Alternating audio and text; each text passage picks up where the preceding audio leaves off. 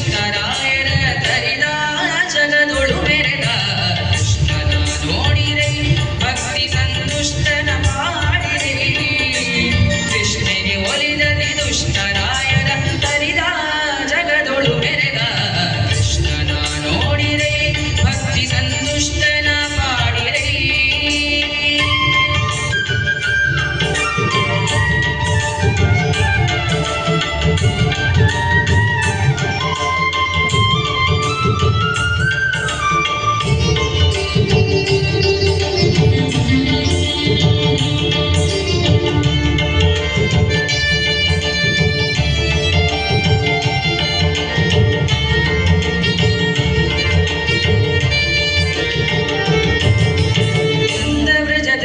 ಕಂದನಾಗಿತ ಬೆಳೆದ